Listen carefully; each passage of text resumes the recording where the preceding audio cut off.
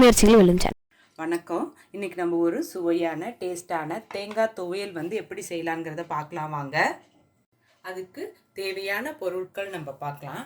தேங்காய் வந்து ஒரு தேங்காய் வந்து உடச்சிக்கோங்க. உடச்சி அதில் வந்து அரை தேங்காய் மட்டும் துருவி எடுத்துக்கோங்க. உளுந்து வந்து 1 டேபிள் ஸ்பூன் எடுத்துக்கோங்க. கடலைப்பருப்பு அதுவும் வந்து 1 டேபிள் ஸ்பூன் எடுத்துக்கோங்க. புளி வந்து ஒரு நெல்லிக்காய் சைஸ் புளி எடுத்துக்கோங்க. மீடியம் சைஸ் தக்காளி வந்து ஒரு 2 எடுத்துக்கோங்க. ஜீரகம் வந்து 1 ஸ்பூன் எடுத்துக்கோங்க. பெருங்காயம் வந்து ஒரு அரை ஸ்பூன் வந்து நீங்கள் எடுத்துக்கோங்க. கருவேப்பிலை உங்கள் கைப்பிடி அளவுக்கு எடுத்துக்கோங்க. கொத்தமல்லியும் உங்கள் கைப்பிடி அளவுக்கு எடுத்துக்கோங்க. எண்ணெய் வந்து தேவையான அளவு எடுத்துக்கோங்க.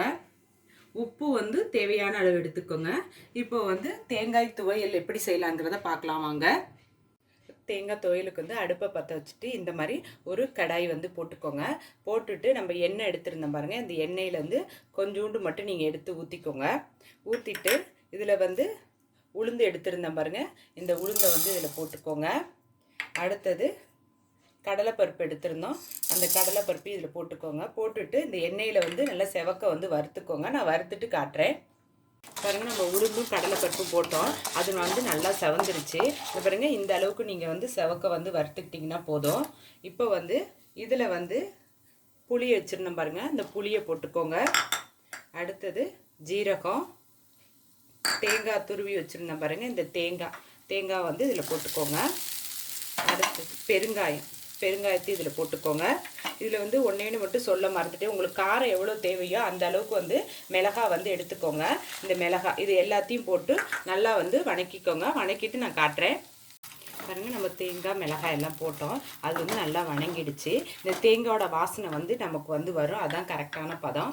இப்போ வந்து இதை எடுத்து இந்த தட்டில் வந்து இதை வந்து சேர்த்துக்கோங்க. நல்லா ஆற விட்டுருங்க. இப்போ வந்து அதே இந்த கடாயிலே வந்து நம்ம மீதி வச்சுருந்தோம் பாருங்கள் எண்ணெய். இந்த எண்ணெய் எல்லாத்தையும் ஊற்றிடுங்க. ஊற்றிட்டு தக்காளி வந்து இது மாதிரி 4ஆக வந்து கட் பண்ணிக்கோங்க.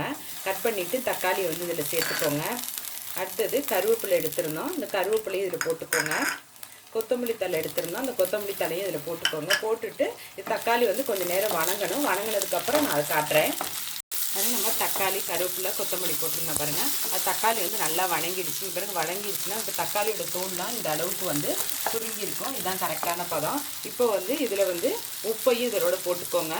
போட்டுட்டு அடுப்பு ஆஃப் பண்ணிடுங்க. இது ரெண்டும் நல்லா ஆறுனதுக்கப்புறம் மிக்ஸி ஜாரில் அரைக்கணும். நான் அடுத்தது காட்டுறேன். தேங்காய் துவையலுக்கு நான் வணக்கணும் பாருங்கள். அது எல்லாத்தையும் வந்து மிக்ஸி ஜாரில் போட்டுக்கோங்க. போட்டுட்டு தண்ணி ஊற்றாமல் ஒரு இது ட்ரையாக வந்து அரைச்சிக்கோங்க. நான் அரைச்சிட்டு காட்டுறேன் பாருங்கள். இந்த மாதிரி கொஞ்சம் ட்ரையாக வந்து அடிச்சுக்கோங்க. அடிச்சுட்டு இதில் வந்து நீங்கள் இன்னும் கொஞ்சம் வந்து தண்ணி ஊற்றிக்கோங்க.